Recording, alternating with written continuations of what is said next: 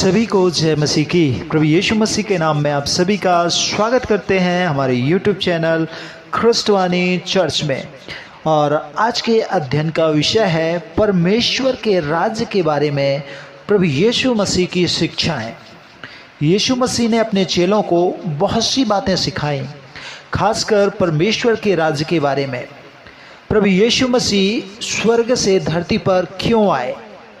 उसने खुद कहा, मुझे परमेश्वर के राज्य की खुशखबरी सुनानी है, क्योंकि मुझे इसलिए भेजा गया है। लूका 4:43 में हम देख सकते हैं।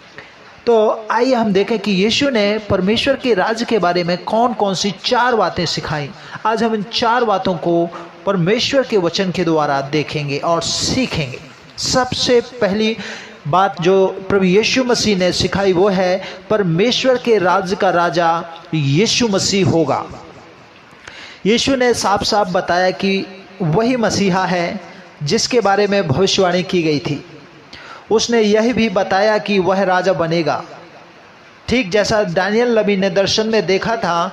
उसने अपने प्रेरितों अर्थात खास चेले जिन्हें यीशु ने खुशखबरी सुनाने के लिए भेजा था, उनसे कहा कि वह एक दिन महिमा की राजगद्दी पर विराजमान होगा और वे भी राजगद्दियों पर बैठेंगे। मत्ती 19:28 में इस बात का वर्णन हमें मिलता है। और इसके बाद उन राजाओं के समूह का छोटा झुंड कहा जाएगा। इस झुंड के अलावा यीशु ने एक और समूह का जिक्र किया है जिसे उसने अपनी दूसरी भेड़ें कहा है।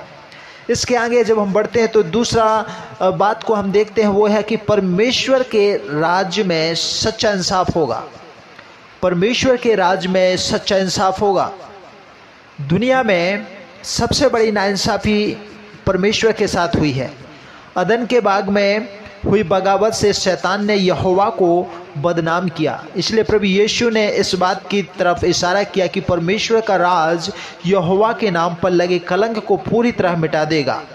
यीशु ने कभी किसी के साथ भेदभाव नहीं किया, बल्कि उसने हर दिन अमीर गरीब स्त्री पुरुष सभी को सिखलाया। हालांकि उसे खासकर इजरायलियों को सिखाने के लिए भेजा गया था, फिर भी उसने सामरिया और गैर इजरायलियों को भी मदद की। यीशु अपने ज़माने के धर्म गुरुओं से एकदम अलग था। उसने कभी जात पात या ऊंच नीच नहीं देखी, ना ही किसी की उसने तारीफदारी की है। तीसरी बात, परमेश्वर का राज इस दुनिया का नहीं होगा। प्रभु यीशु मसीह ने लोगों को यह बताया। यीशु के ज़माने में काफ़ी राजनीतिक उथल पुथल मची हुई थी। वह जिस देश का था उस पर दूसरे देश की सरकार राज कर रही थी। सब लोगों ने उसे अपने नेता बनाना चाहा तो वह वहाँ से भाग खड़ा हुआ। उसने एक बड़े अधिकारी से कहा, मेरा राज इस दुनिया का नहीं। और उसने अपने चेलों से भी कहा, तुम दुनिया के नहीं हो। यहाँ तक कि खुद के बचाव के लिए प्रभु यीशु मसीह ने अपने चेलों को हथियार उठाने से भी मना किया था। चौथी और अंतिम बात, यीशु मसीह प्यार के आधार पर राज करेंगे। यीशु ने वादा किया था कि वह लोगों को तरोताज़ा करेंगे और उनका बोझ हल्का भी करेंगे। मत्ती 11:28 से 30 में हमें मिलता है।